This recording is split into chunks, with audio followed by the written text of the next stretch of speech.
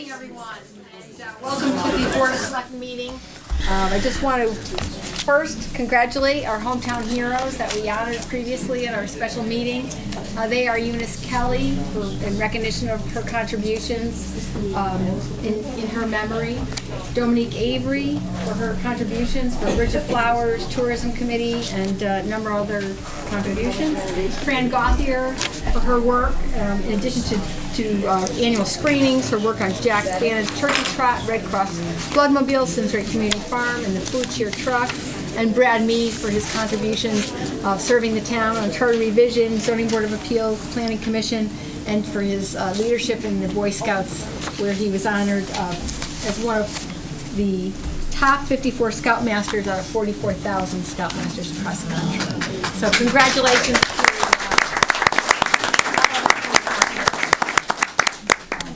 Well, good evening, everyone. Tonight, we'll begin our meeting with the public hearing on the Senior Center. All rise, please, as we stand for the Pledge of Allegiance. Pledge allegiance to the flag of the United States of America and to the republic for which it stands, one nation, under God, indivisible, with liberty and justice for all. I want to thank everybody for coming this evening. I want to also thank the Chairman of the Public Building Committee, Dick Ostap, and all the subcommittee members for their contributions to our discussions on a senior center. But first, we want to hear from all of you. We want to hear from the public. So if you could, you have the opportunity, if you'd like to come to the podium, you may do so, or you may just stay in your place and speak as well. So we'll alternate from one side of the room to the other, and we'll first start with this side of the room. Is there anyone who'd like to address the board? Ed, why don't you start us off?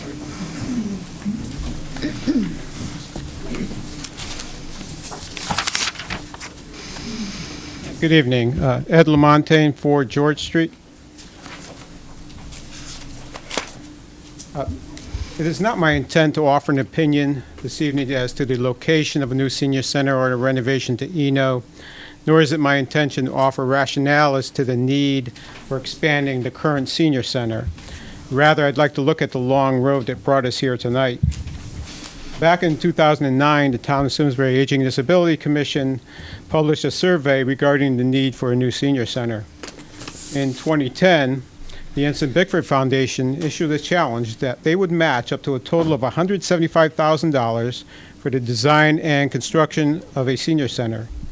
In February of 2012, the Simsbury Public Building Committee offered a PowerPoint presentation on 4 area senior centers that the Senior Center Study Subcommittee visited. In October of 2012, a special meeting of the Simsbury Public Building Senior Center Needs Assessment Subcommittee was convened to hear a presentation by Tom Arcari of Quisenberry Arcari Architects regarding various site locations, after which there was an informal poll of the subcommittee members regarding which would be the preferred site for a new senior center. In December of 2012, Tom Arcari gave 2 presentations concerning the senior center site selection project, one to the seniors at Eno Memorial Hall and the other at a Board of Selectmen's meeting. Also in December of 2012, the Simsbury Main Street Partnership Design Committee sent a letter to the Board of Selectmen regarding the senior center selection process. In February of 2013, the town engineer sent the schematics and cost estimate for the Public Building Committee's final options for the facility to Town of Simsbury Director of Administrative Services for review. Also in February of 2013, the Town of Simsbury Aging Disability Commission sent a letter to the Board of Selectmen regarding the senior center site selection evaluation. On June 10, 2013, the Board of Selectmen held a public hearing regarding the senior center proposal. According to the minutes from that meeting, this was the 5th public hearing on the proposed senior center. In August of 2013, the town engineer sent a letter to the Board of Selectmen summarizing the senior center needs assessment and facility locations to provide guidance in their decision-making. At an August Board of Selectmen meeting, the town engineer explained to the board a possible additional plan for renovations to the senior center under which construction would be done in phases. Also, in August of 2013, the then chairman of the Simsbury Meadows Performing Arts Center sent a letter to the Board of Selectmen indicating that their board voted unanimously to support the development of a community senior center with some functions and programs at Eno and some at the Performing Arts Center. In September 2013, an informal survey regarding the senior center was distributed to seniors at the police department picnic.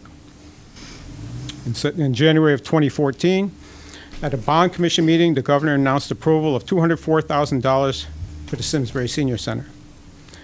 This past February, another subcommittee of the Public Building Committee was appointed by the Board of Selectmen with a charge to provide input as to what to do about a senior center. That committee met for 4 consecutive months during the week. 4 consecutive weeks. Seemed like months. 4 consecutive weeks during the month. The report from that subcommittee was sent to the Board of Selectmen on May 1st of this year, which brings us again to another public hearing. The proverbial horse has been beaten to death, and yet we continue to poke him with a stick. The time has come to make a decision regarding a new or renovated senior center, and if at the end of the day it's determined there are no funds for a new senior center, then so be it.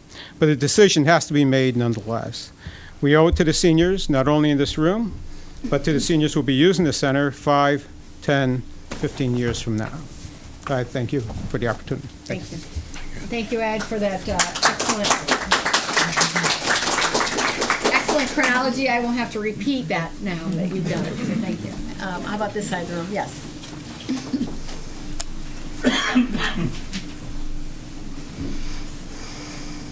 Hi, my name's David Richmond. I live at 1 Saddle Ridge Drive, West Simsbury, but I also own property on Main Street, 730 Hot Meadow. And we'll be purchasing 760 Hot Meadow this Friday, which is formerly known as the Landmark Partners Building right across the street. When I started to read a little bit about this issue and looked at the cost, and I'm on Main Street all day. It's where I work, it's where I walk.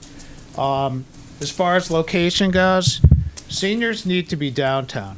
I watch them every day. I watch them buy things from our merchants. I watch them go out for lunch. I watch them walk into the cemetery. I watch them walk along the path. I watch them have coffee. From what I'm told, to look at a location not in downtown goes against everything we believe in, everything we've spent doing as long as I've been here about keeping people in the center of town. So spending money to put a senior center off of Bushy Hill Road, to me, would go against everything we've spent money on trying to do, which is to bring people into town so they spend money in town and help the local business owners who want to stay in town and survive during pretty tough times. I have a lot of small businesses in our building at 730. So what I wanted to make everybody aware of, 760 Hot Meadow, and this is a little self-serving, it's empty. It's 14,000 square feet. We would be very honored to put the senior center there with a walkway from Eno. It's got locker rooms and showers. I heard someone wants a shower.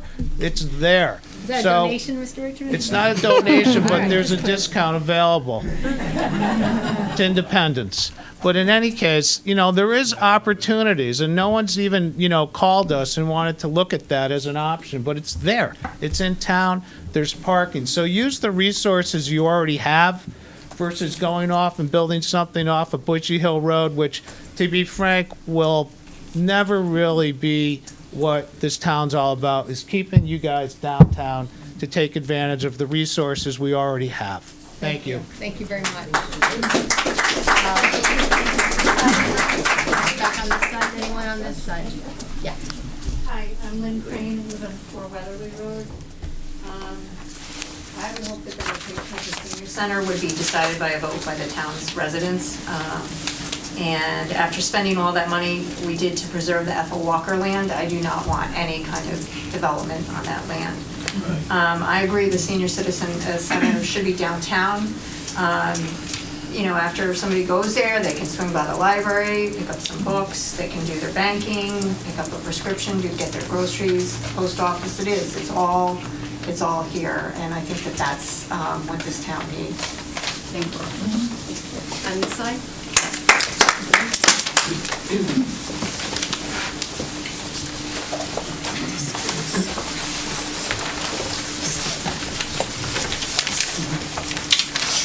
Ellen Peterson, 20 Longview Drive.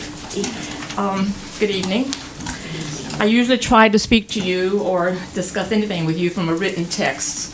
The circumstances didn't allow me to get that ready tonight, so I'll try to wing it and try to be efficient with your time. I've spoken with you before about how I felt about the senior center and where it should be in town, but I would like to repeat my thoughts again tonight. Several perspectives. I will speak from the perspective first of why I feel so strongly that the senior center should be in our town center, near services, near any other opportunities that they might have to avail themselves within a walking distance if they can walk. I'm having difficulty, but I could still do it. That to me is very important. I don't like the idea of cordoning off any section of our society or our community off into the woods somewhere. Some of you may not remember, but when we were trying to decide about the high school and where it should be, I strongly, strongly advocated that do what you can to use the existing facility that we had, improve upon it, whatever you can do, because this is where all generations should be, where we can be visible, where we can interact, where we can really benefit from each other, and not to be cordoned off anywhere all alone or just sectioned off. From another perspective, I would like to speak about the fiscal issue that I feel so strongly about. The initial expense is one thing, but the ongoing overall expense for the generations to come would be a burden. As a taxpayer, as all of you have been fiscally responsible so far, I would implore you to continue to be fiscally responsible and to continue thinking in the vein that, yes, we have opportunities to save money, opportunities to use facilities to the best of their advantage, and I think we can accomplish that by not opening up a new campus. All costs are involved, seasonal clearing, generators. It's just too overwhelming and burdensome to the town and its fiscal responsibility. So then there's the other perspective about site selection.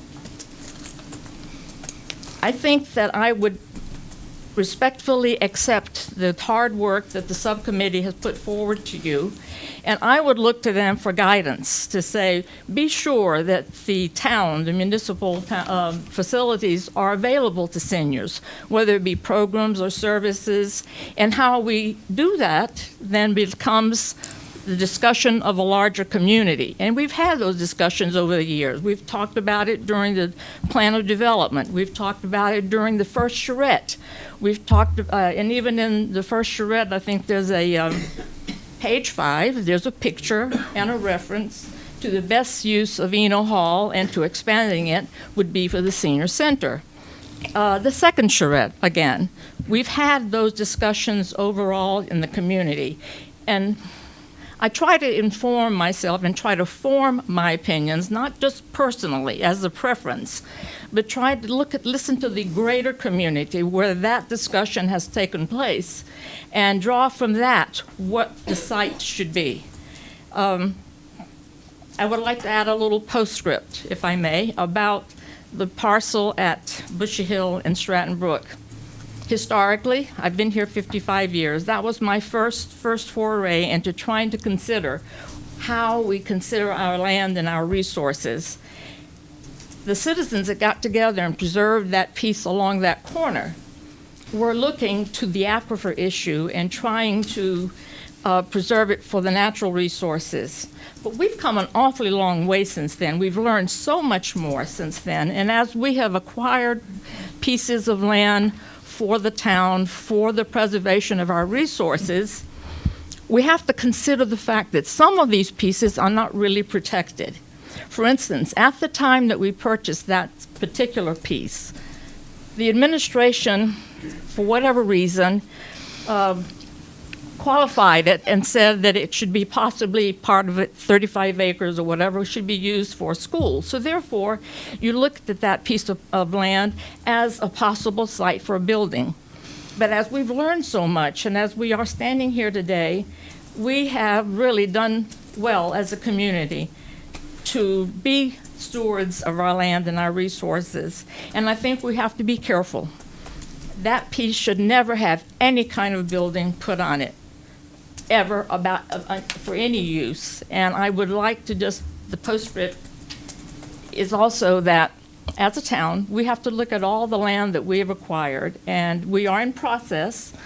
Subcommittee, the Open Space Committee has started the process, but we are behind. We've got to get it done, to look at each parcel of land that we have acquired and to be sure that it is protected for the purpose that it really needs to be protected for.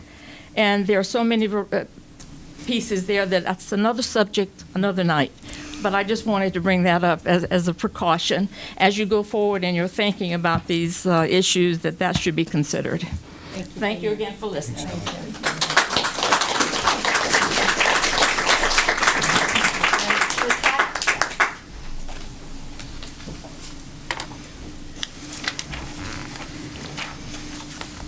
Hello. Regarding the town forest site for the senior center, I'd like to explain a serious objection. This site is within the boundaries of the Stratton Brook watershed, which means that surface water flows towards Stratton Brook and 4 town wells. Even more importantly, it is within the boundaries of the primary recharge zone of our main town aquifer. It is, in fact, within the boundaries of the aquifer itself.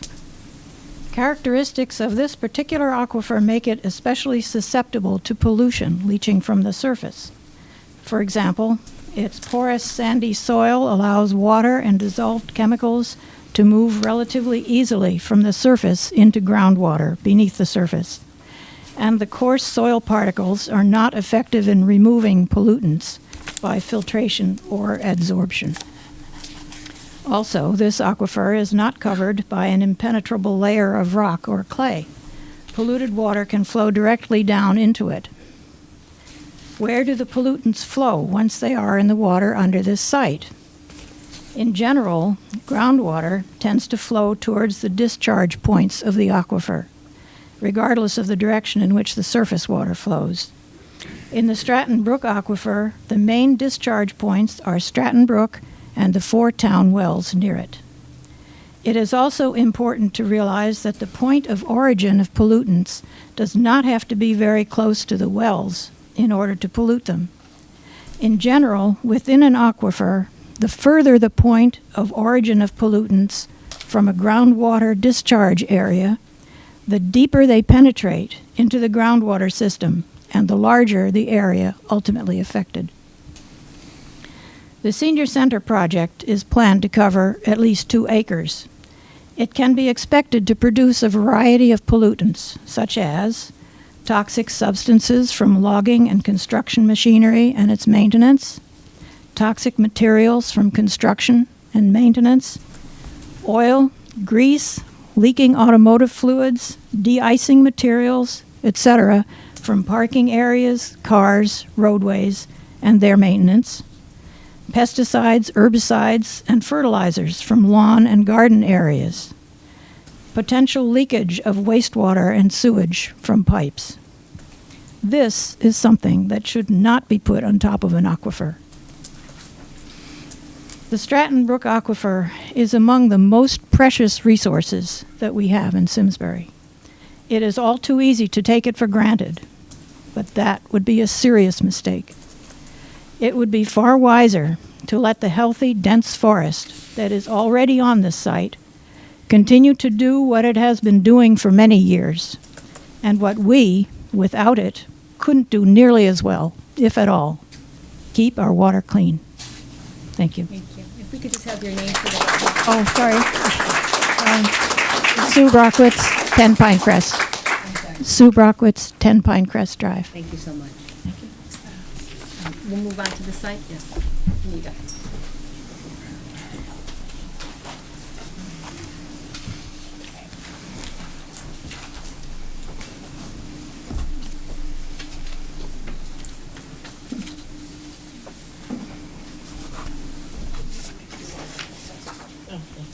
Thanks, Anita.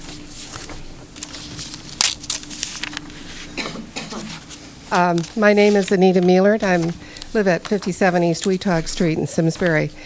And I know that this microphone is for the television cameras, and it is not for you, so I'll try to talk a little bit louder. As a baby boomer and a senior citizen and a resident of Simsbury for nearly 40 years, I have followed this issue of the senior center expansion with great interest over a number of years. Also, as a member of the Board of Selectmen for 10 years and the Board of Finance for 6 years, I know that there are a lot of factors and a lot of things you have to take into consideration. I would like to offer a little historical perspective as well. We've had several here already. But I'd like to compare our current situation to what I experienced firsthand as first selectman during the time of deciding whether to renovate the high school or build new back in 2000. First, then as now, the Board of Education decided to consider two very different scenarios: physical plants and cost analyses. All three boards, as well as the Public Building Committee, put in long hours. The possibilities of a new building captured the imagination of the Board of Education, as it has done here with the Public Building Committee. The predictions of school population were for tremendous growth, which would, according to Superintendent Townsley, top out at 2,000 students. In fact, the population has already topped out at just over 1,500, a more than 30% miscalculation. And here the architect makes predictions of a 31% increase in senior population, with the peak coming more than 10 years from now. How do we know these people will materialize? Or will they leave Simsbury because Simsbury taxes are too high? The size of the new high school would have been huge, with 18-foot wide corridors, surrounded by 30 playing fields and a special building for the visiting team locker room. A new senior center is here predicted to need 22,000 square feet.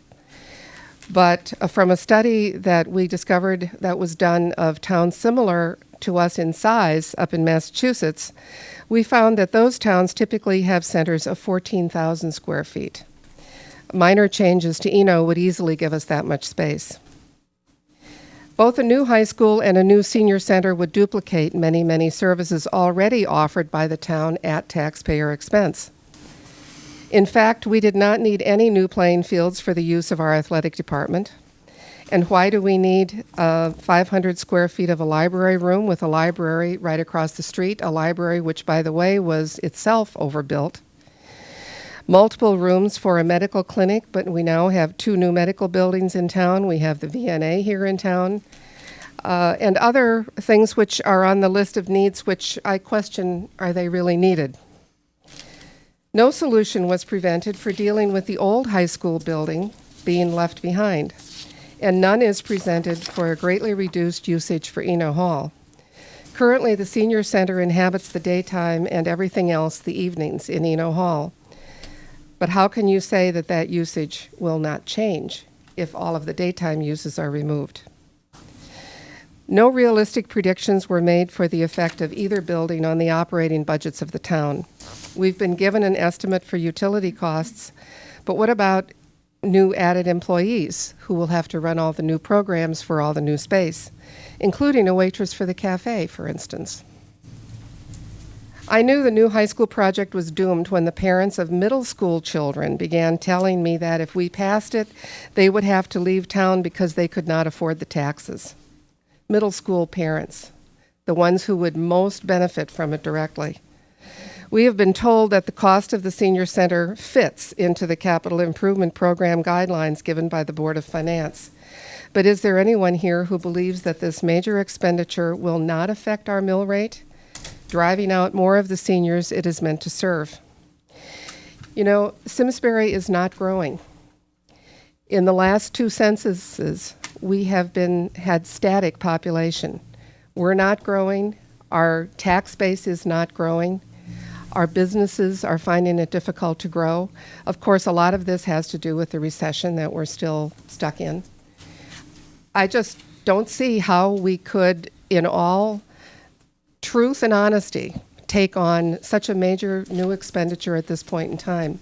You know, this year we're going to experience a very slight reduction in our taxes, a very small reduction, and it has been due to the fact that the Board of Selectmen and the Board of Finance and the Board of Education have all really sucked it up and tried to make cuts wherever they can. But in fact, the only real reason we still are getting a cut is because they increased the collection rate assumption. Even with all of the paring and cutting that they've been doing, we would not be getting a tax decrease this year if it weren't for this one available trigger that the Board of Finance could pull this year. Tax reductions don't just happen. You have to work hard at them.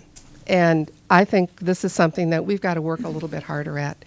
And yes, there are changes that need to happen, but I think we can make a lot of changes very incrementally with the population and the needs that we know we have right now. Thank you very much.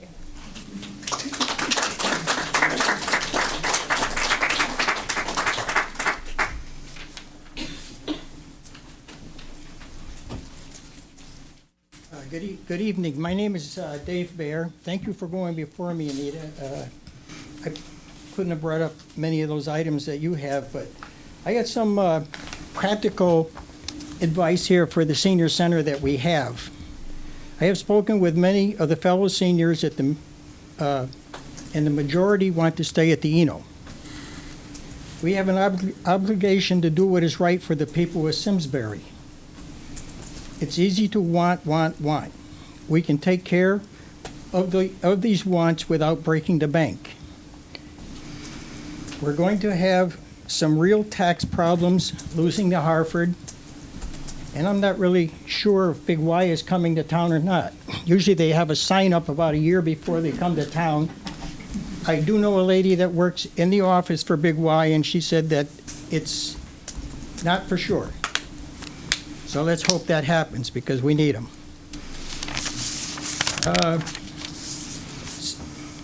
We can solve some of our problems with the parking at the senior center by making change in our scheduling and move the Simsbury television over to the library or the high school where it'll get more use. And we can use that room. That'll take care of our space problems. I would say on the north side of that room, we could put an entrance for handicap entrance, for all people to come in instead of the entrance that we have, and that would solve our handicap problem there. Okay, now we solved the building problems, and let's get on to more of the parking.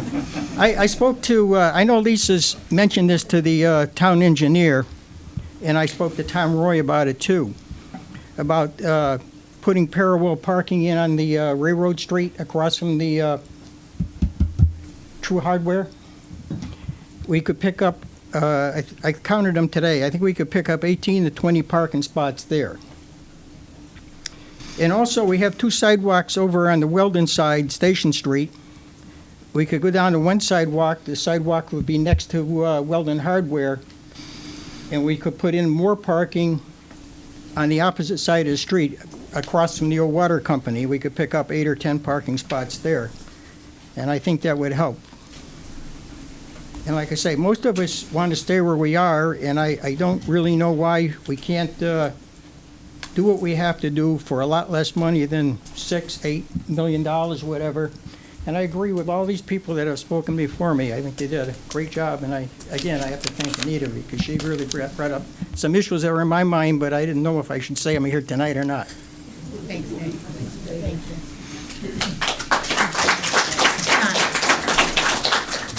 Who'll be next?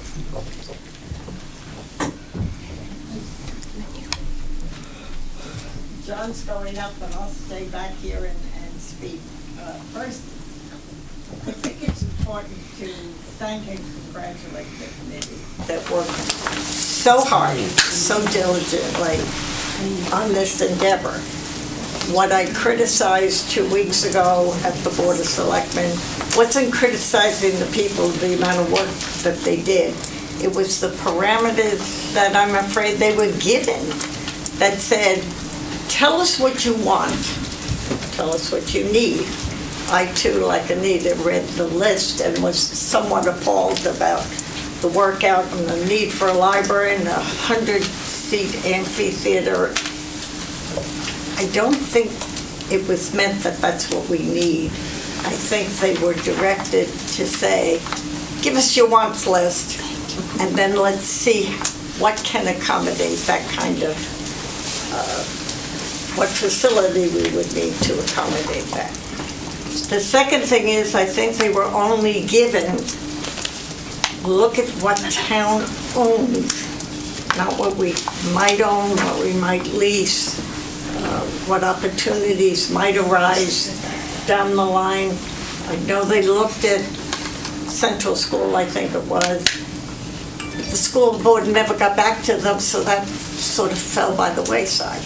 So I thank them for what they did, and a lot of the material that they presented can and should be utilized.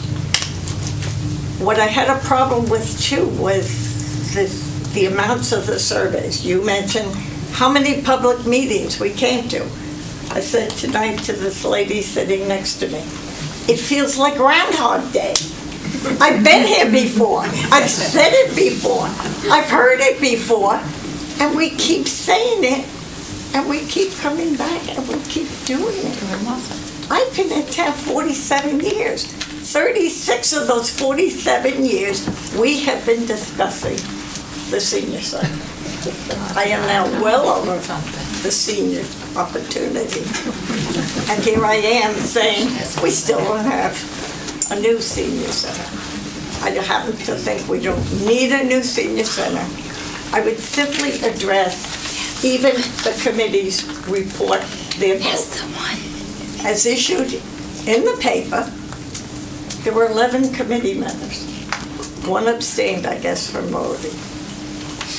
Only 4 of the 11 members voted for Stratton Brook Berkshire Hills. 2 members wanted to keep the senior center at Eno. And 4 others wanted it downtown. That's 6 people of the 10 votes that want it in town. So why we're discussing a location out of town after all of the charrettes and all of the committee meetings and the committee itself saying 6 of us want it downtown, it makes no sense. To speak to the location at Stratton Brook, we have spent millions of dollars to preserve the aquifer and the wildlife corridor. This is the adjacent property. We make a mockery of all of the documents we sent to the state, the federal government that granted us money to preserve this land and protect our water. If you were a private individual and you own that property and you went to zoning and said, I want to build on the aquifer and in the recharge area, they probably wouldn't allow it. But what a disrespect to the citizens of Simsbury who just this month voted against to confirm that they wanted to preserve that entire corridor and the quality of our water. So I ask you, along with Helen Peterson, tonight, make sure nothing gets built on that parcel of land. Do what you need to do to put conservation easements or restrictions. Starting tonight, that piece of property should never be considered for any building, particularly from the town of Simsbury. Thank you. And you can have your phone.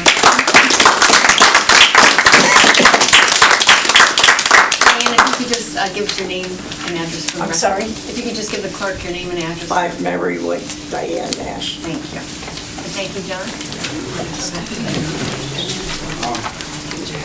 I'm John Schaefer. I live at 16 Lostbrook Road, West Simsbury. I'm a landscape architect professionally. I earned a master landscape architecture degree from the University of Michigan, and I spent 18 years doing site planning and site design. I'm also an active member of the Simsbury Senior Center. I have one request for tonight. The process isn't clear. Could somebody, before the evening's over, explain to us what's going to happen from today forward? I wish to make a few comments about the Senior Center site selection. During the Senior Center charrette process, Simsbury's residents overwhelmingly agreed that town policy should encourage future development to occur in the town center zone and not in the town's remaining green space. Any development that the town itself might undertake should follow that policy. Therefore, it is important, if the town builds a new senior center, that it occur in the town center zone. The residents of Simsbury have voted 4 times to preserve the Ethel Walker Woods property as open space and to protect the aquifer. The town should not be destroying a part of that open space to build a new building, especially when there is a better choice. Locating the senior center at the corner of Bushy Hill Road and Stratton Brook Road will create a significant traffic hazard. Every survey and study, especially after being adjusted for the biases that were in it, that the town has done concerning the site for a new senior center has indicated that Ena Memorial Hall is the best location for the senior center. The town should not be taking on the liability of a new standalone building. The town should not engage in more suburban sprawl. The town should not build in the town of Simsbury open space. The town should not build over the aquifer primary recharge zone. The town should build in the town center zone per the town center charrette.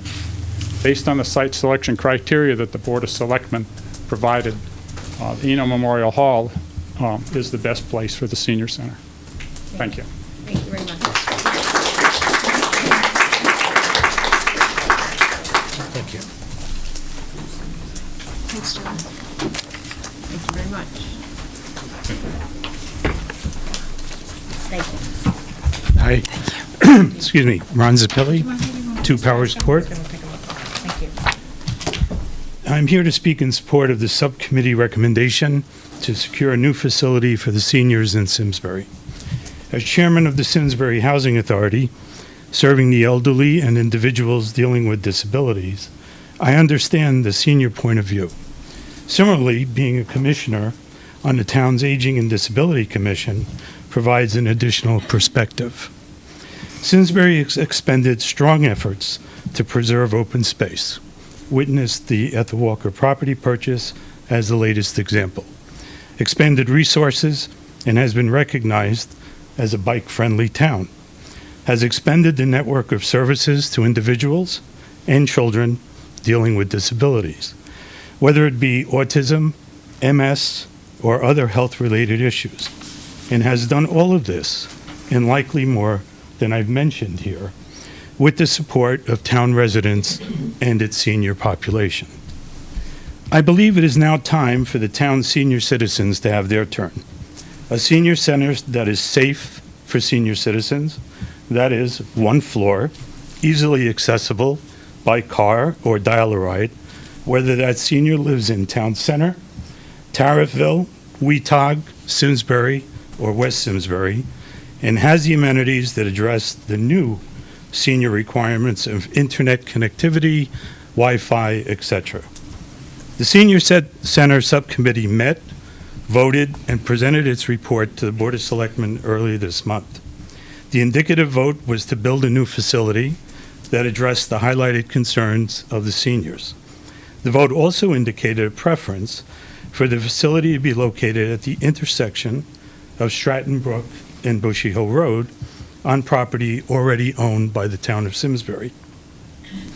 Whether that is the final location, or whether Central School will be vacated, or whether the now Andy's Supermarket would be better alternatives, is now for the town's Public Building Committee Finance Committee, and other appropriate committees to weigh in and decide the future direction. The fact is that a new senior center is needed. Eno Memorial, while a beautiful old building, is just that, old and preserved, and Central School, while likely to be shuttered, is not now currently available. We seniors in Simsbury have done our collective best over the many years to support the town's educational programs, preservation efforts, and other programs that make Simsbury the place where families and seniors want to live. It is now time for Simsbury to focus on those town seniors. Thank you.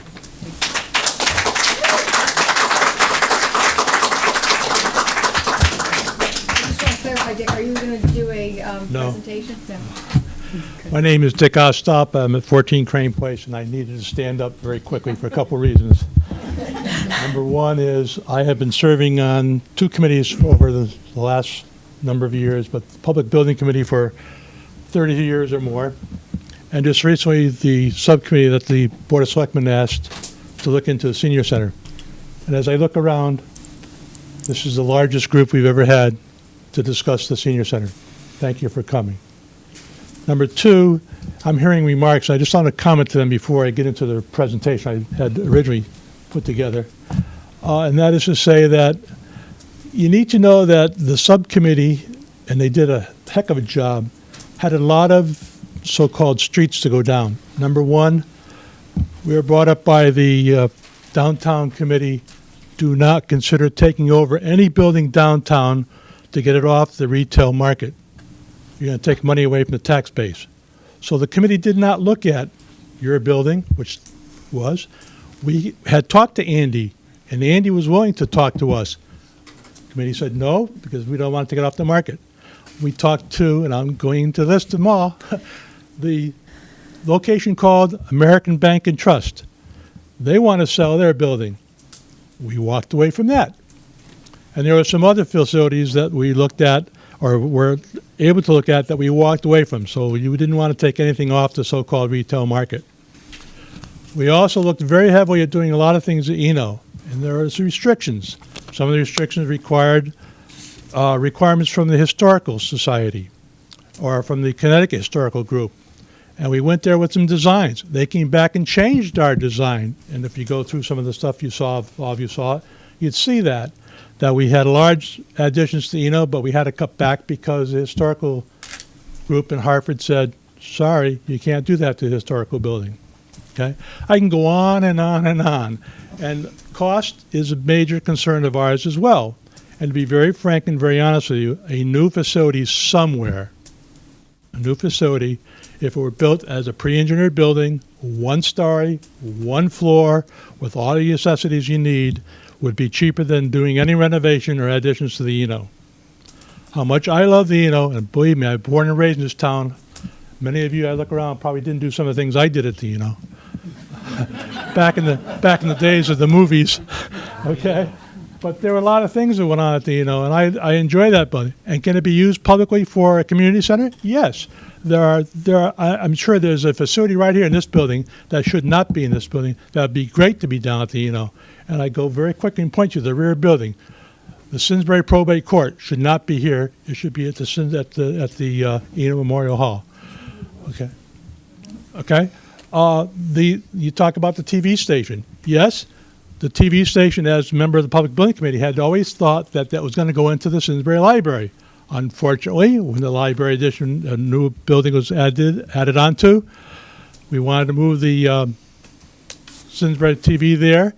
The librarian at that time said, no, I need the space for children's room. So they couldn't go there.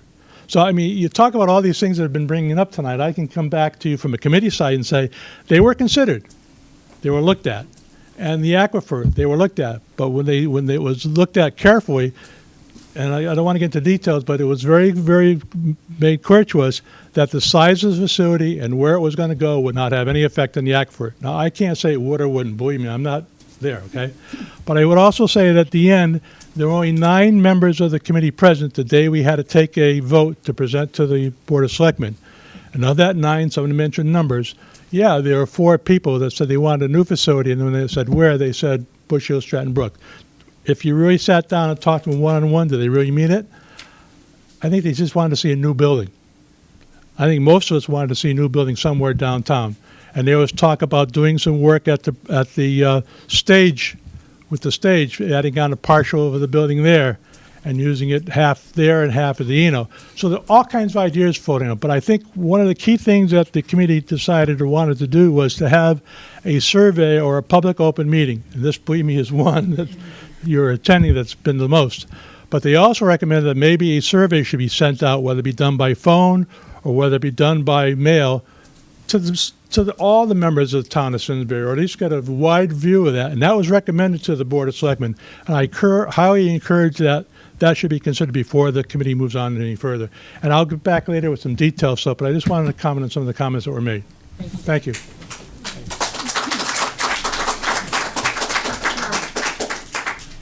Norma? Want to make your way down? Can I see a show of hands just to get a sense of how many more speakers we have? Great, thank you. We're great. So this side of the room, get ready, you're next.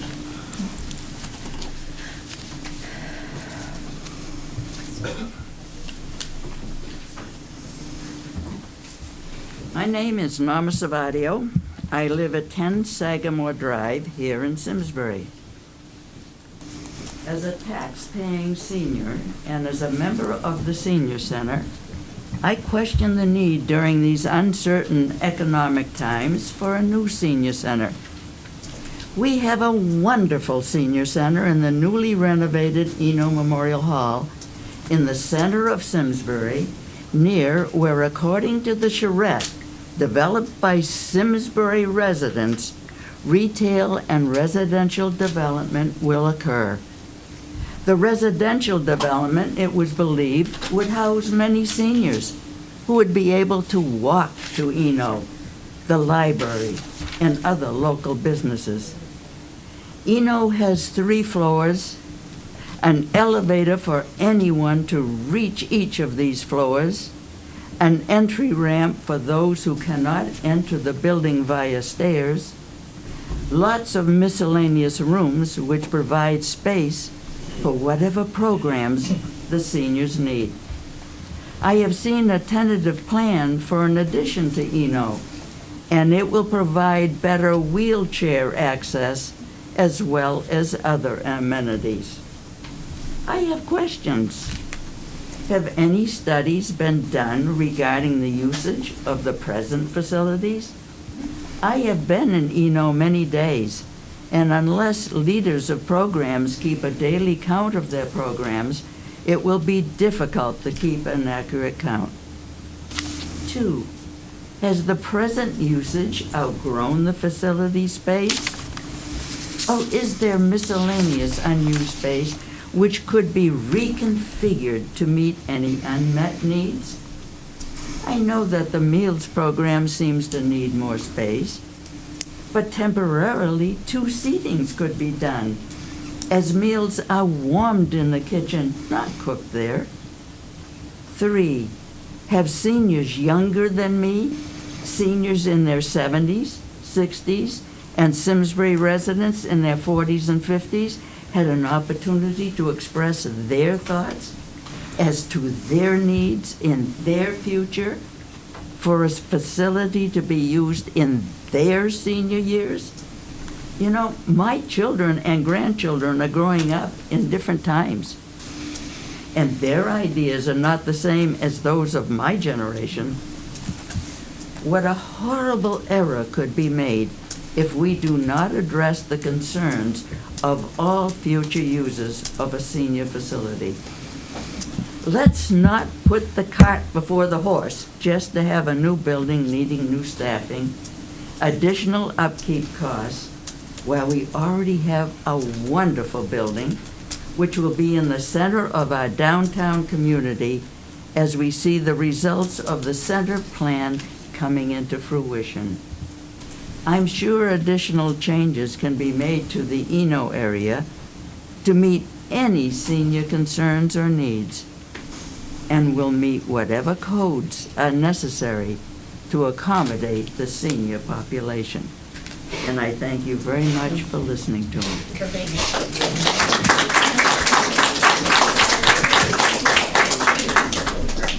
Who's next? Go ahead. Did you want to speak? Did you want to speak? Jay Barrett. I've lived in town since the 70s, have property here. And I haven't retired yet, I'm a senior. But a lot of our friends have. And if you look at the big picture, the state is not growing in population. With the high taxes, friends of ours have property in Florida, they changed their license plates. This is a bedroom town. What makes us think that down the road we're going to have more seniors retiring here instead of bailing out? You know, if you just look at the state as a whole, we're losing population. So, and another thing, it does seem to make a lot of sense to have the senior center in town where you can walk to the library, where you can walk to the store. East Lyme's a good example. The senior center in East Lyme is in the same facility where the library is. So people can go to the senior center, go to the library, back and forth. And again, it's in one area. You're concentrating the senior population in one area, not isolating them out in the boonies. I mean, I don't consider myself out in the boonies, but our dogs like it out there. Thank you very much. Thank you. Joan Cove, 26 Whitcomb Drive. I personally am a senior citizen. I have white hair. I've been here for 47 years or more.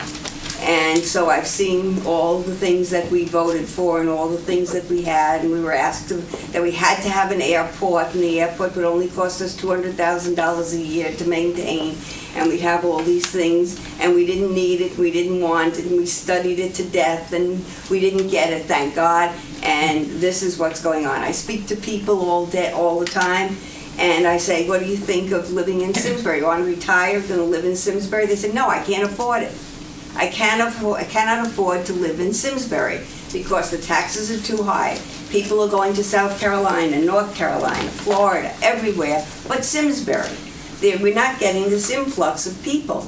And I think that we have Eno, which is a lovely building. It seems to have worked all the time, and I think that the population, as far as in Simsbury goes, is going to diminish, not to get larger, just like our population for the schools. We want economic development. You can't have economic development with huge debt. It's almost impossible. They're incongruous. It just doesn't work. And I think we have to look to the future, not because this is a good time and somebody wants it. Do we need it? No. Or can we afford the overhead? No. Do we have all these buildings that we have to maintain? Yes. Is it costly? Yes. The golf course is losing $200,000 a year, and these people who probably don't use the golf course are going to have to pay for the maintenance of the golf course in Simsbury Farms, because at one time we thought it was a moneymaker, and it's not. And the value is determined by the people in town, whether they want it or they don't. That has nothing to do with it. But we have to pay for the losses that are occurring because it's not good times. The houses are not being sold. The kids are not coming here because we don't have, the population of the children are fewer. So there are fewer people, fewer children, fewer seniors, fewer everything.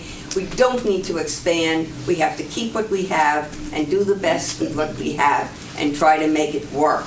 And we need economic development in order to help, and we're not going to get it if our taxes are high, because Avon, Granby, Farmington, Canton, they all do better than we do, and they have the same facilities we have. So I urge you not to vote for a senior center, and definitely not far away on Bushy Hill Road. And so I urge you to reject all this and just use Eno. Keep it what it is. If it needs maintenance, maintain. That's the most important thing. And I urge you to not put any new buildings in town. Thank you. Thank you. Anyone else?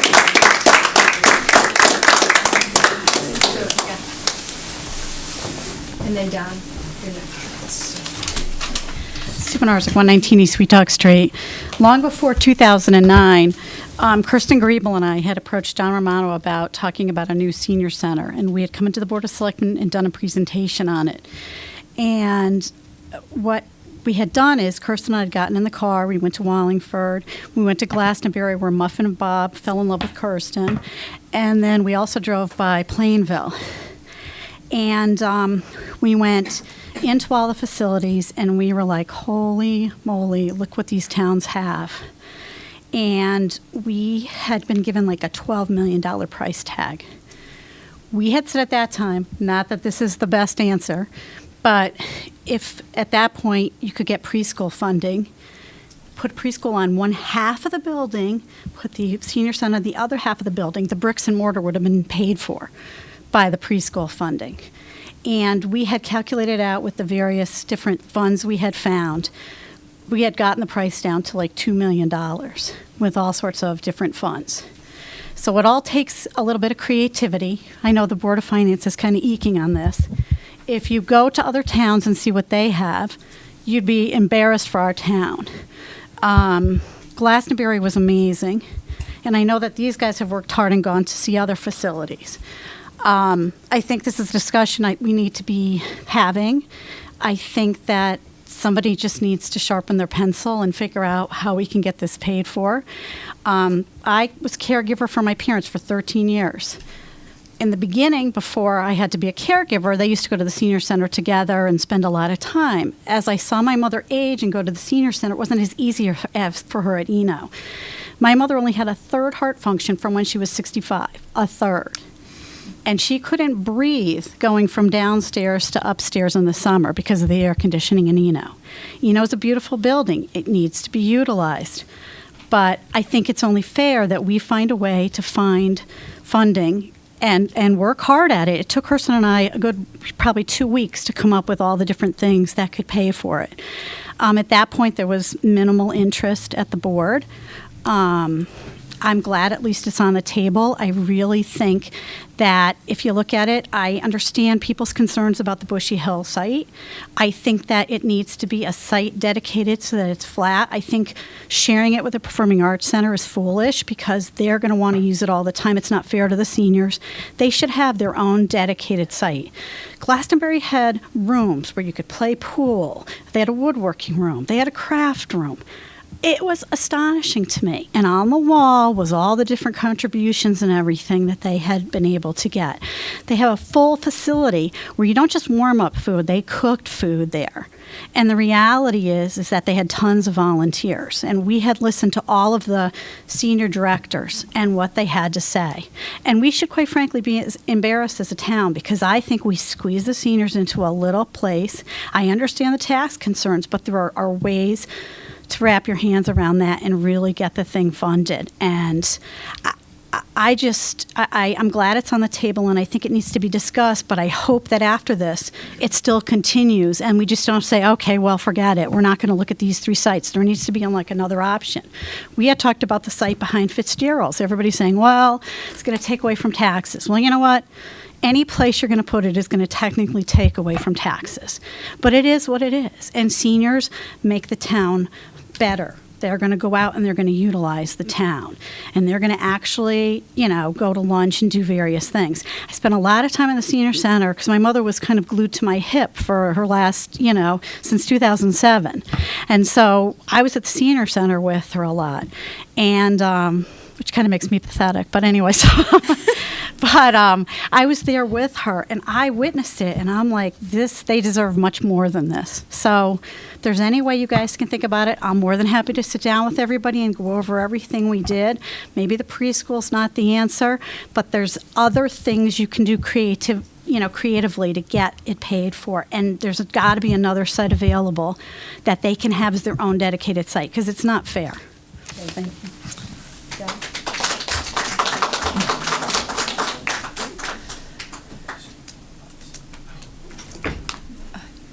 I think he's gonna. Take your time.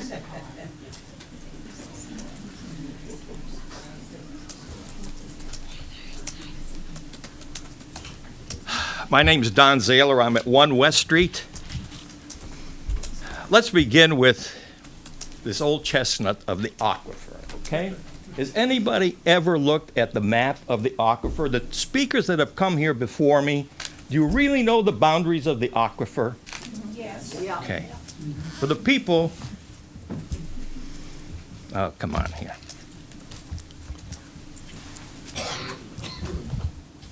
Excuse me. Take your time. That haven't seen it,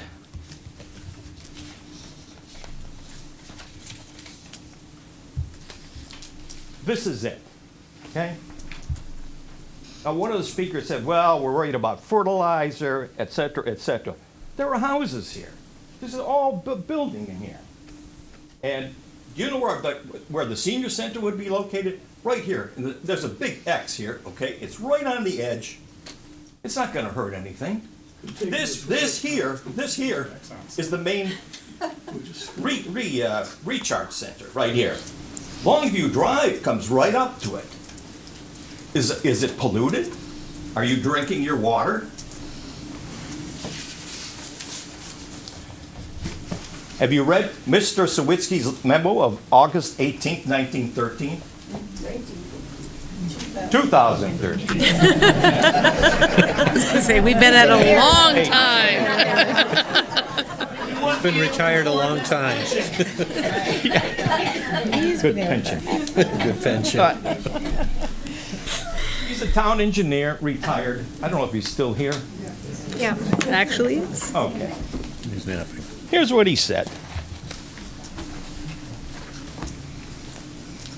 Questions were raised concerning the Stratton Aquifer relative to the Bushy Hill Stratton Brook Road site. The site is within the far eastern area of the aquifer. However, surface drainage does not flow towards the well fields, and the site is served by public water and sewer. Okay? Thus, water would not be withdrawn through a separate well, nor would subsurface sewage disposal enter the site. And I forgot to mention, all these houses, how many of them have septic tanks? And they're within the aquifer zone. And it's not polluting anything. So my suggestion to you would be, if you don't believe it, Mr. Sawicki is here, go talk to him. Convince him that he's wrong. He's only an engineer. And once you convince him, also go to see Mr. Howard Beach. He's on the land use, what do you call that, committee here in town. He's a man with advanced degrees. I spoke to him. He's got no heartburn. So once you convince Mr. Sawicki, go and convince Mr. Howard Beach. Then come back with some evidence, some factual information that will convince me that you're right. All right? So let's put this aquifer thing to bed. It's like, well, anyway. All right, let's talk about Eno. Way back forever when the town commissioned an architect, $50,000 and change, right? To talk to all the using people at Eno. They all said, parking is a problem, parking is a problem, parking is a problem. If you read his report, he said, parking is, I quote, hot button, okay? A hot button. So you want to get people into downtown Simsbury and you know, have the commercial activity, you got to have someplace for them to park, right? Am I wrong? Where's the logic? Where am I wrong with my logic? So what do we have for parking? There must have been 4 or 5 or 6 parking concepts.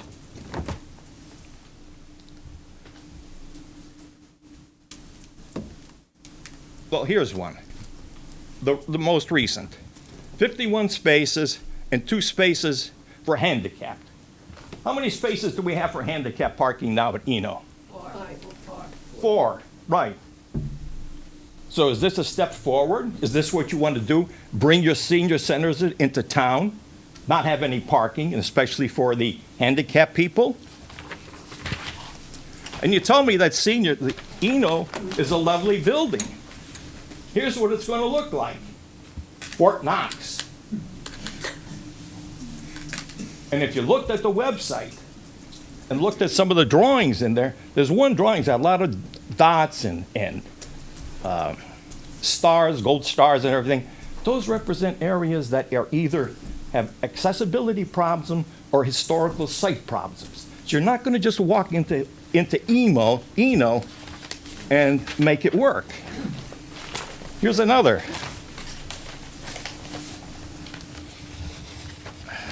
Concept for parking. This one I love. You come in this way, but if all the parking spots are full, there's no turnaround. You back up. Now, suppose somebody comes in behind you. They're looking for a parking spot, and somebody else behind them. I mean, we have timed events, so it's likely you have 2, 3, 4 people kind of come to their, whatever they're going to do. And I think there's a ramp, so, I can see them backing down the ramp. And then there's underground parking besides this. Talk to some of the ladies that frequent to the Eno Memorial. Ask them how they feel about underground parking. I have. They're afraid of it, okay? So you want to bring people downtown, noble cause. But don't use the Simsbury seniors as the sacrificial lamb, okay? And bring them to facilities that are not adequate. And now I get to the other point. We are treating our seniors very, very poorly, to say even the best. We hang a banner touting ourselves as a bicycle-friendly community. We have a statuary. And here's what we do for our seniors. Okay, this is from 2 years ago. There's some ice to the to the entrance. Now we've got some vinyl coverings to protect them from the falling ice. Great. This is from 2 years ago. The same thing this year, except the plastic isn't there.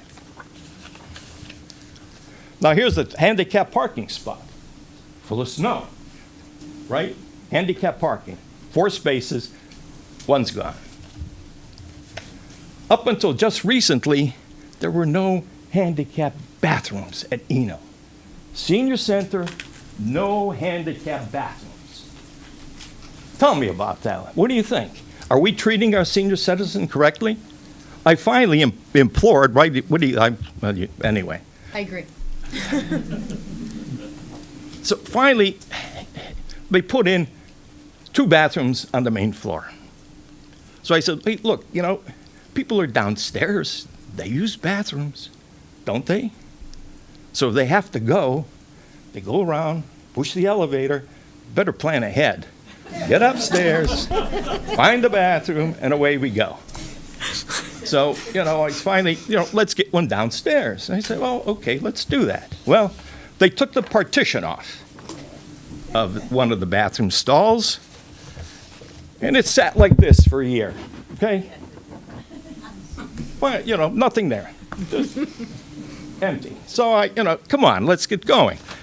I looked at the plan. It was low priority, because we have bathrooms upstairs. So finally, I got them to finish the job. This is what we have. This is how we're treating our seniors. This is the handicap bathroom. Are you proud of it? We pay taxes too. Now, look, you may not want the Bushy Hill site for whatever reason.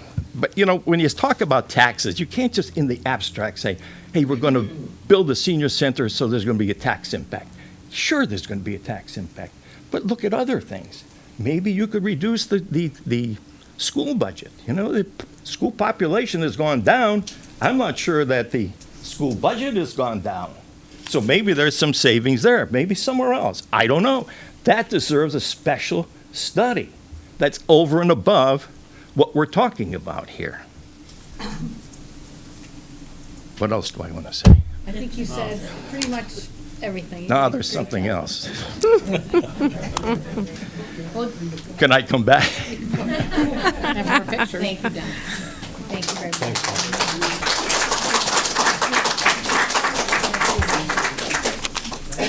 Now you see why Don is so effective. and getting up to work for him. Thank you. Nothing's happening.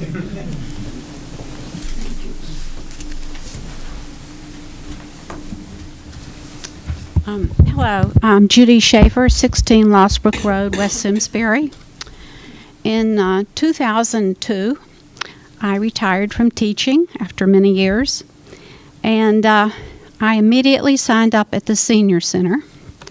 And I go there, I've been going there ever since 2002, every day, and I haunt the place, and I love it.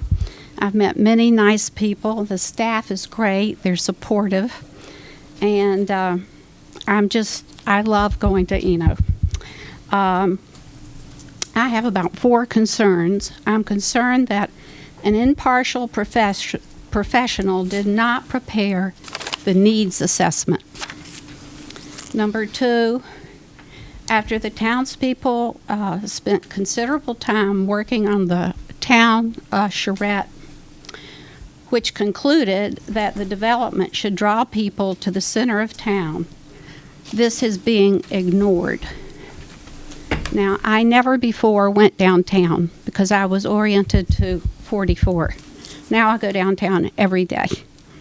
Number 3, after the town spent millions of dollars to secure the Ethel Walker Woods as open space to protect our main aquifer, some individuals want to build over it.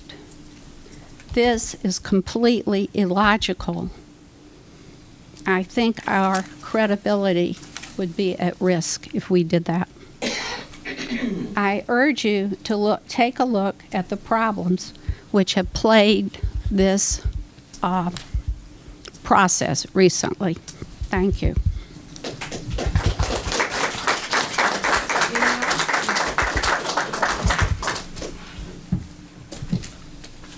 Thank you, Judy. Yeah.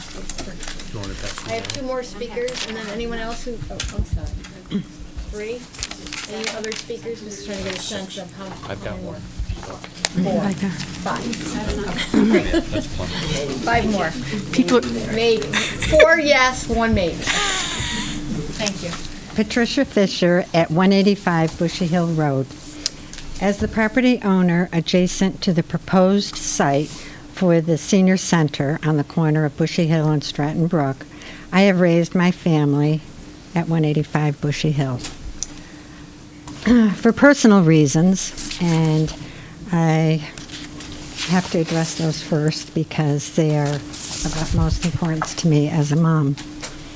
I do not want you to select the Bushy Hill site because I have a disabled son with me who will be diversely affected from heavy construction noise of a 30,000 square foot building, added pollution, and 24-hour lighting from a 200-car parking lot with cars and buses coming and going at different times.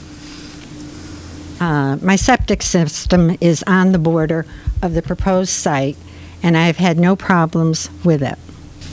I have a concern I may get septic problems and also water in my basement once all the trees, and that's approximately 3 acres, have been removed.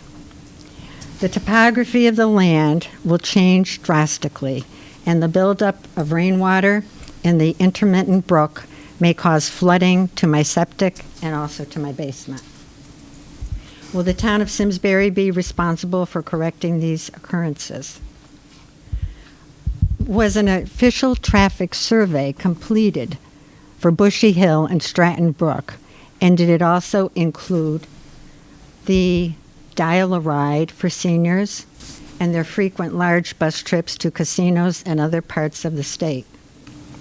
Also, the backup traffic on Bushy Hill and Stratton Brook would further enhance the carbon dioxide going into the lungs of the very young children at the Children's Center, a daycare center, when they play in their outdoor playground. Already there's a backup on Stratton Brook when the rush hour traffic takes place. This would only be enhanced. Also, has the Inland Wetlands Commission confirmed that there would be no impact on the vernal pools or wetlands and what type of soil is located on the property. And of course, my concern largely is the aquifer. On the proposed site, since there is an intermittent brook on the property, the impact of wildlife is of great concern. Bears, coyotes, bobcats, turkeys, and deer are only a few types of species, along with the birds that will be robbed of their open space. Also, the noise of the increased cars, delivery trucks, buses will frighten them away, or they will become part of the roadkill on Bushy Hill Road. In closing, I reiterate, the senior citizen should remain in downtown Simsbury because I truly believe the seniors, and I'm included, enjoy visiting the retail stores, grabbing a bite to eat in an outdoor restaurant. The beautiful sidewalks have been provided by the town of Simsbury, making it conducive for walking, keeping healthy, and maintaining revenue for the town shops. Thank you for your time, and let your conscience guide you to making your decision. Thank you for your comment.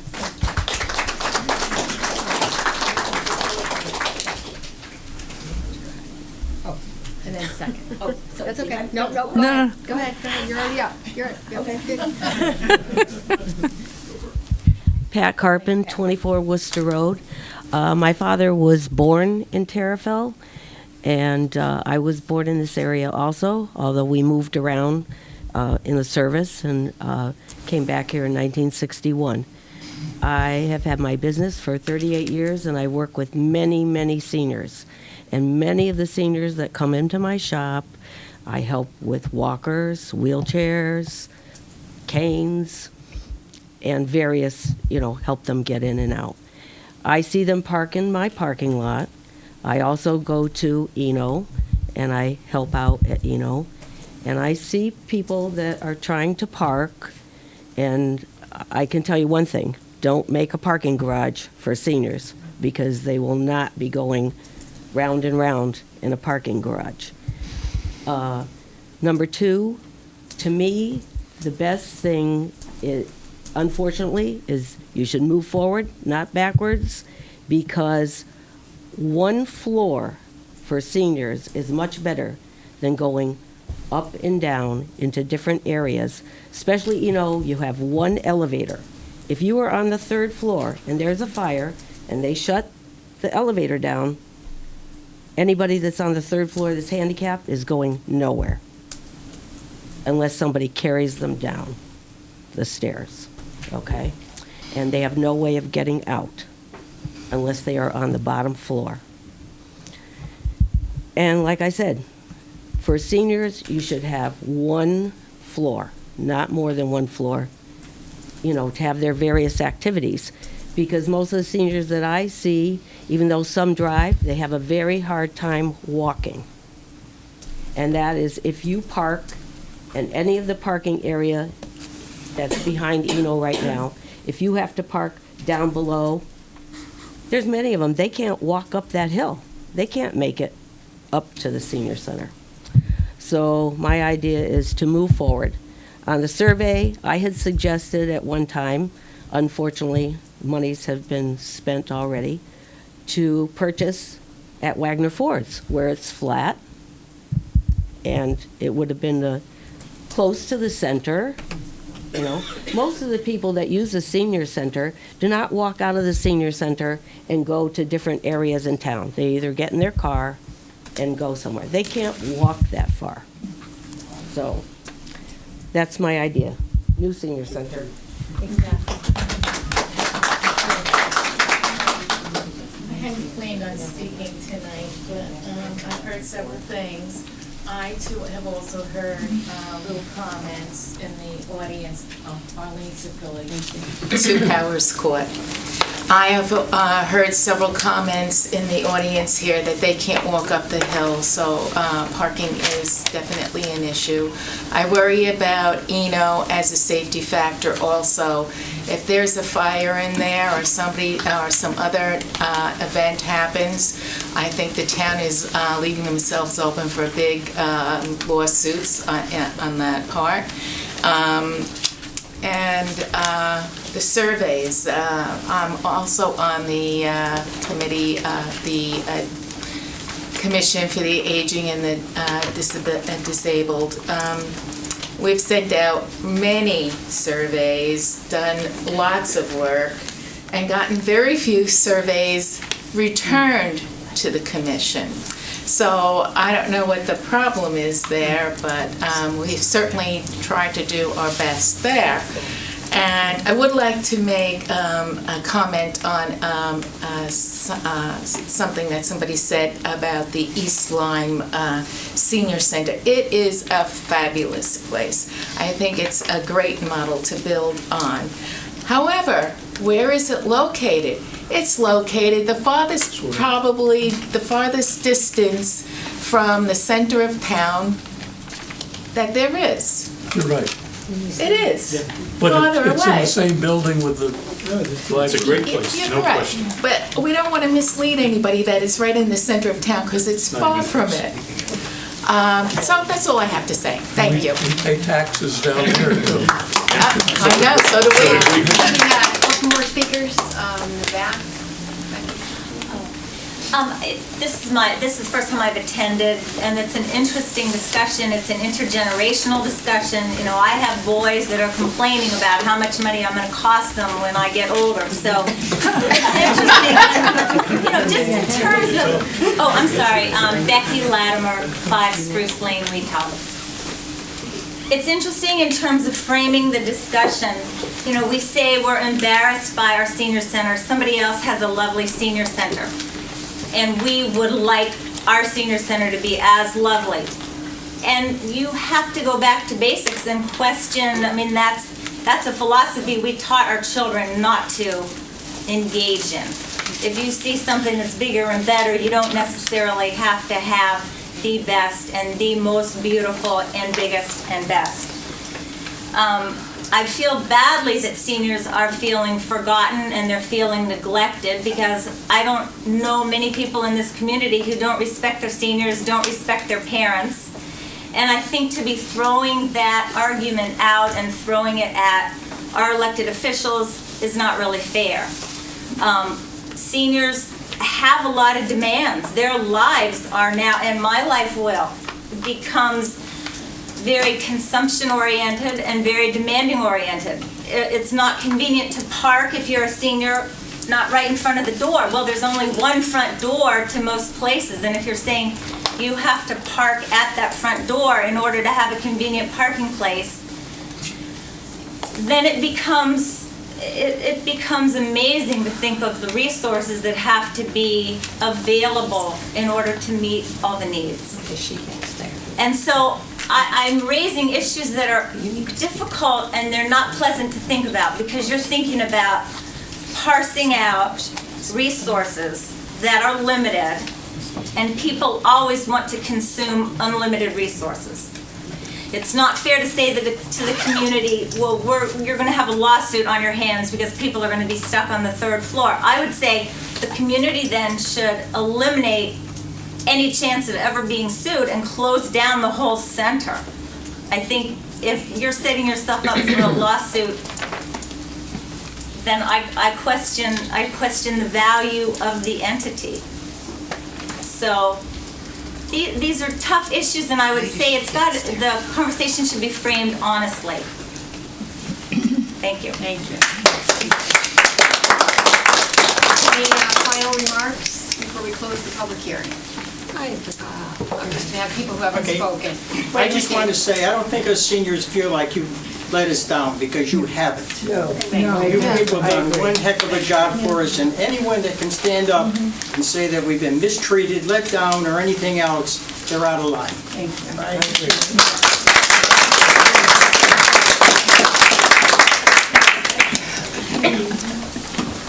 I'm glad I let you speak.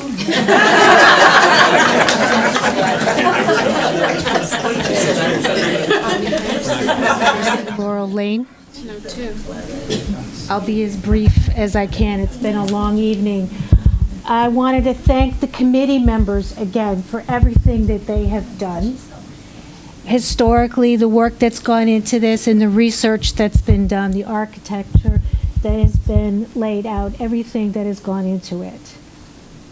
I think that there's so much vitriol over some of the things that are being discussed for a site that this board and other town officials need to look outside of the box and get creative with a resolution.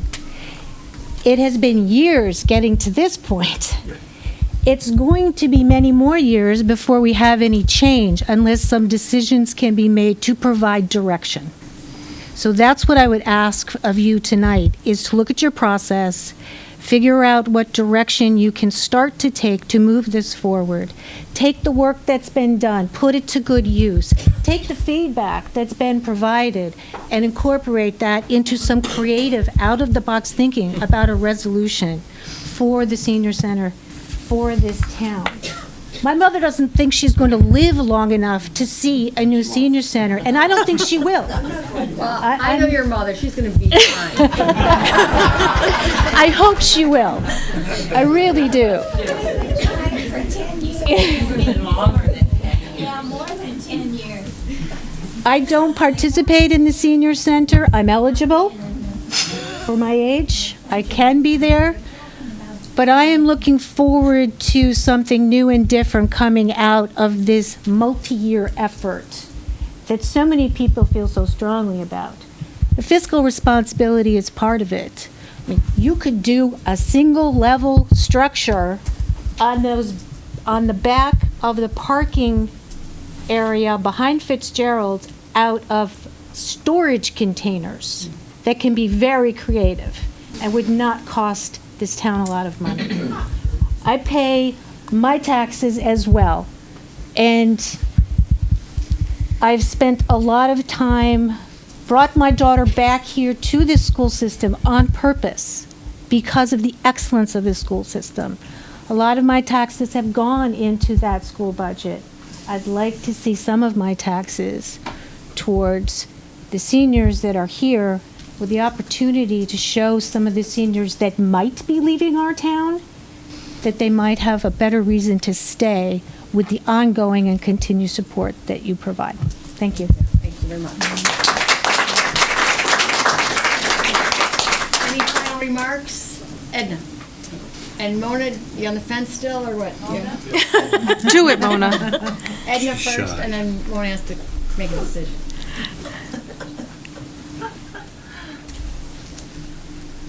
Oops, sorry, that's okay. With me. I'm Edna Schreindorfer. I live on Westwood Drive. I just could not resist getting up here tonight and hearing all this. This young lady here that said we complain, we don't. Wait till she's in some of our shoes when she's using a walker or a wheelchair. Then she would understand why we need a new senior center. Now, we've been trying since day one. We knew that Eno was not a place for a senior center when Julie Primaville was our director. And we've been trying for God knows how long to get a new one, and we're still trying. And like Holly said, her mom says she'll never see it. Well, one day at lunch, they threw it out, and everybody at lunch said we'll all be dead by the time we get a new senior center, and which is the way we all feel. And we definitely, I mean, Eno is a beautiful building, but it does not serve our needs. Like they've said, it is not handicapped accessible. If you have, like Mike said, if you have a motorized wheelchair, you can get in. If you have a manual, you cannot. We had one lady at lunch one day, she's sitting downstairs, and I said, do you need help? And she said, I cannot get up that ramp. So we definitely need it all on one floor. And hopefully it won't be too long before I'm gone. I'd like to see it myself. I promise you'll be at the ribbon because we're cutting. trying. 1, 2, 3, you're out. But thank you for all you did. Thank you. Thanks, Eddie. And one final comment. Mona, you're going to take the floor.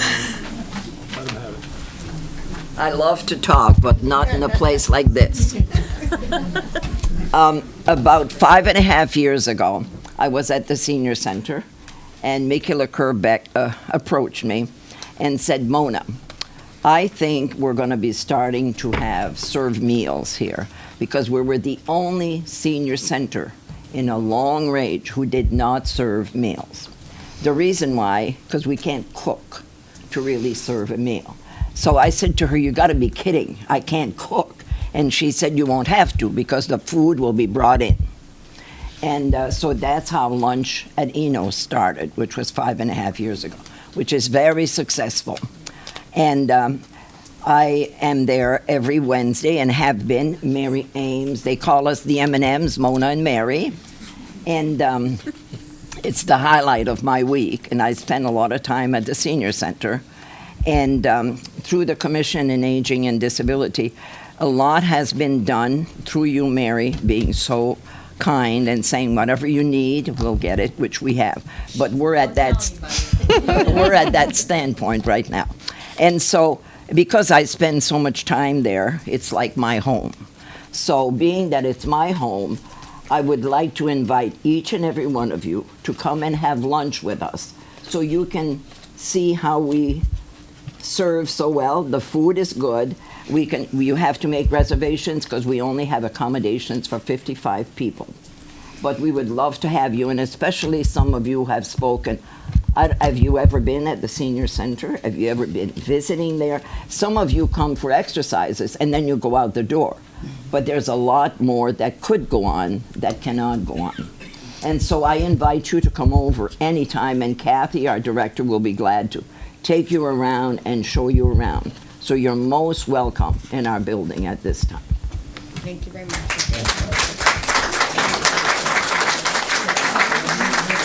Any final comments? I think then we'll ask for a motion to close the public hearing. We have a motion to close the public hearing. I'll move that. Do I have a second? I'll second it. All in favor? Aye.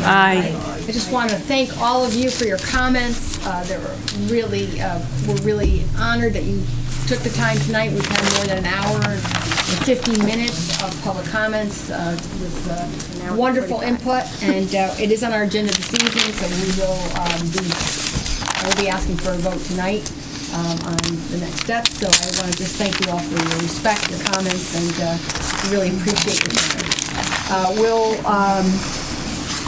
We'll move right to a public audience, and then we'll do a brief first selectmen's report. Then I am going to take a 5-minute recess so that the board can take a quick break, and then we'll resume and move our action, our business. So if there's any additional, if you've already spoken on the senior center, we'll ask you to hold your comments so that we can hear other folks speak of other things, and then we can move right to our agenda items. So is there anyone who would like to address the board on other items that are not senior center items? Yes. Mary, one of the earlier speakers asked about speaking about the process. Maybe you could address that. Yes, and thank you. And the Board of Selectmen did, as part of this process, ask and invite the Board of Finance members to hear the comments, because as you know, our process, any decision and any vote on the Senior Center first has to be approved by the Board of Selectmen and the Board of Finance. So I did want to introduce Nick Mason, who's a member of the Board of Finance, for coming tonight. Thank you for coming. Is there anyone here from the Board of Finance that I may have missed? Okay, so Nick is it, and we really appreciate your being here tonight. The process is we'll hear, as we begin our meeting, when we get to the Senior Center, I will ask Dick Ostap, who chairs the Public Building Committee, to make a recommendation and explain the report, and then I will ask the board to vote on the report. So that will be the process. We will then, depending on what the board does, we'll determine the next steps, but it will certainly involve the Board of Finance. Any other questions? Okay. Any other public comments before we move right to our agenda? Yes. We just finished voting on the last phase of the Ethel Walker property. I don't think anybody really emphasized the fact that the property that we're looking at is contiguous with woods and greenway that goes through to the Ethel Walker property. We've spent a lot of effort getting that through, contributing our own bucks to that, and now we're looking at basically wiping out acreage, wooded acreage on the corner. It's part of that. It's part of your hiking trails. It doesn't make sense. As a taxpayer and somebody who contributed private bucks to that effort. I hear you. You just made a great point that I think was just mentioned, yeah. Anyone who hasn't had a chance to speak? I just have a question. Yeah, Mary, will this, after the presentation and the discussion, will this go to a referendum? Yes, any decision to spend any funds will go to referendum. The decision on the site has to go through a number of other processes. So once the Board of Selectmen makes a recommendation to the Board of Finance, there'll have to be a public hearing on the expenditure. So folks, I know it sounds cumbersome, but it's really important as we make important decisions that the public has an opportunity to speak. There will be other hearings, So but it would have to go to a referendum, yeah. In theory, tonight, you No, could we live across. negate or vote on contiguous. Sorry, I can't hear. I'm sorry. I said, in theory, you could. Not part of the continuous hike. Hold on a second, until I have it quiet. Thank you. Yes. In theory, you could accept a site selection tonight? Yes, the board would be free to accept the board's report tonight if they felt ready to go. Yes, because we did have a recommendation from the subcommittee. Despite the fact that the recommendation... I can't predict what the board will do. We'll know soon. But there were 4 votes for the... Yes, I think we'll have a clarification as to what the recommendation was and what the votes were. downtown. Yes. And I think Dick will clarify what the actual vote was, and then the board can move it forward. Any other questions? Any other public audience? If not, Joan. I'm so sorry, I didn't hear you say public audience. I was over in the back. Joan Coe, 26 Whitcomb Drive. At the May 12, 2014 Board of Selectmen meeting, there was much discussion with the Chamber about using business logos on names on the banners. The board rejected having private businesses advertised on the banner. However, First Selectman Mary Glassman has erected a poster on Town Hall property advertising C-Tech Solar. Why this private business? This board has embraced the use of solar energy and has promoted Mary Glassman's neighbor, Gene Rosenberg, from Bob's Furniture Store and his son as the sole business for Simsbury.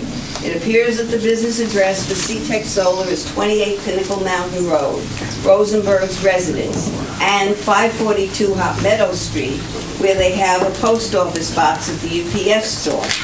It appears that this is a shell company where a rich father is funding a business for his son Michael Greenberg. Since this board is promoting the shell business with town resources, with a show of hands, how many selectmen have solar panels in their homes? Raise your hand, please. Nobody.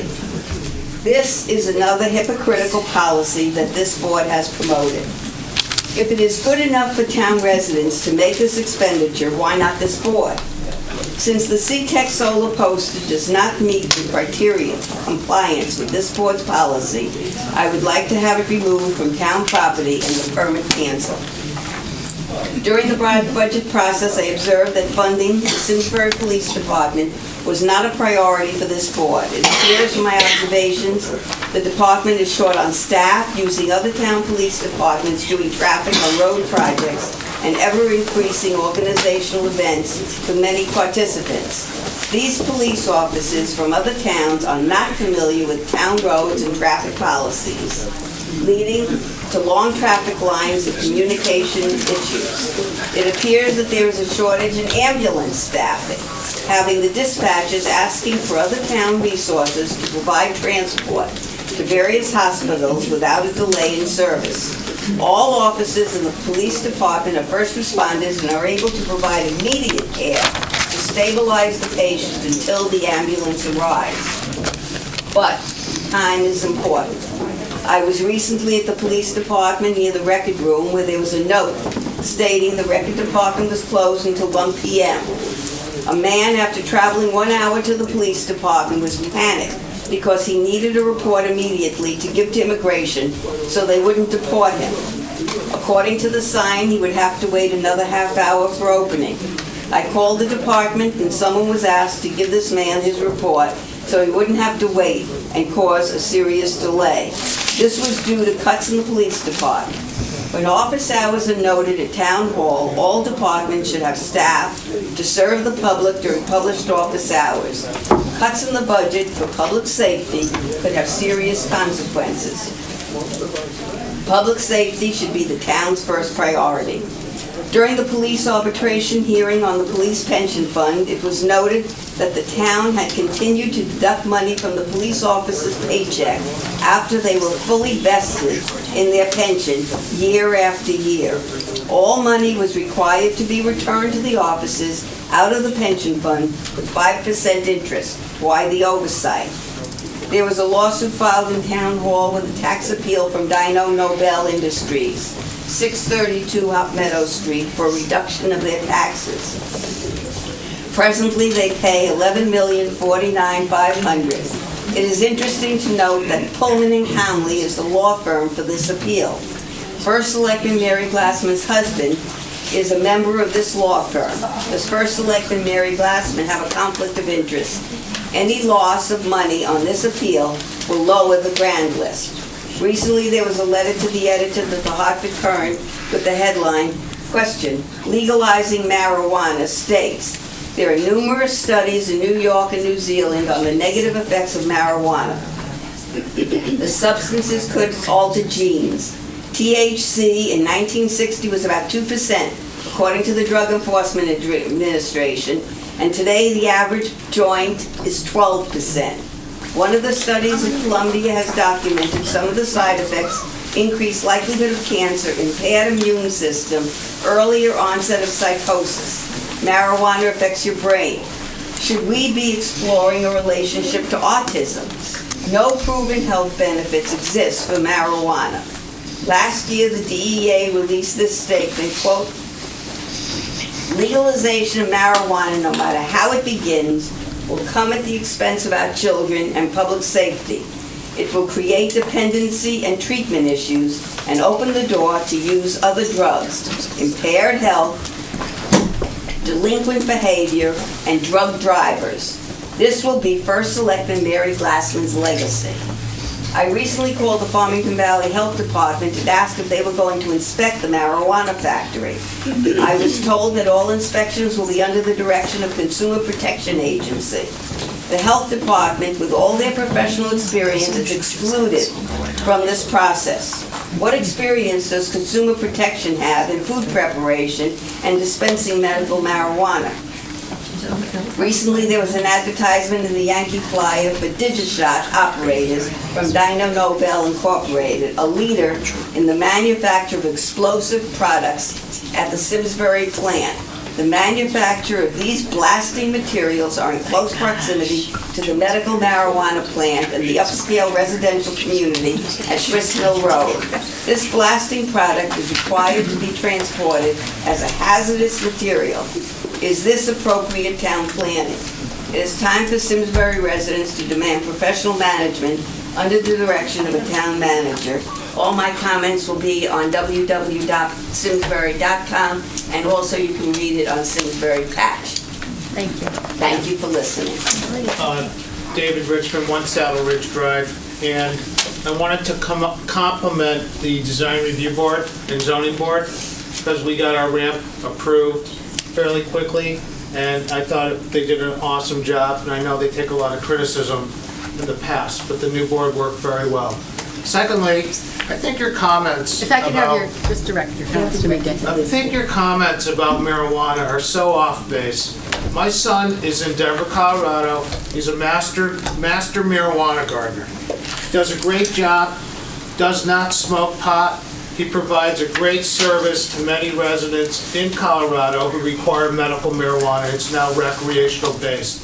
The factory they have is inspected by the state, the rules, the regulations. For me to go in, I have to have my ID.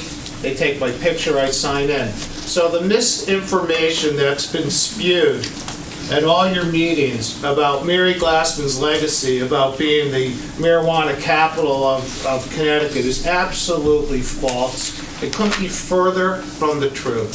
So I think if you're going to speak about an industry and you're going to speak about the valid, the economic boost of that industry, have your facts straight. It's a wonderful business for people. It helps people. And also, it does not infer anything to the children in our town, because in Connecticut, it's medical marijuana that's been approved. Simsbury is going to be the location where it's grown. It is very regulated, very, very safe, and very protected by 24-hour security and cameras. So the people who speak about it, that don't understand it, should get their facts straight and maybe visit my son's facility in Colorado, see how many jobs they provide, and see the help that they give these poor people who need it for their conditions. And I wasn't going to say anything. Thank you. But the facts are the facts. Thank you. So you have to fire the DEA now. Any final comments? DEA. Final comments? Yes. I have 2-minute land use. Sorry. I know you No guys problem. are the senior center. I'm here to speak about land use with a shot. Stephen Arzik, 119 East Wetuck Street. So I was cleaning the house the other day, cleaning out some stuff, and my mother was a true planner because she left me a list, supposed to probably, I don't know, sometime in early 2000, about everything I needed to do in the house to make sure it was okay. Because she had a faulty heart, she was always leaving me lists, so God knows what else I'm going to find. So I have the list, and I think I'm doing what I'm supposed to be doing. But anyway, part of what was on the list was, and don't let them ruin the view. And that meant the view of this beautiful Hubline Tower. A bunch of us went to the DRB meeting the other day. There was a preliminary discussion on the south end, controversial piece of land, of course. And they were going to block some of the view. And the developer chose to interpret the plan of development in a few ways that weren't exactly how we had written it.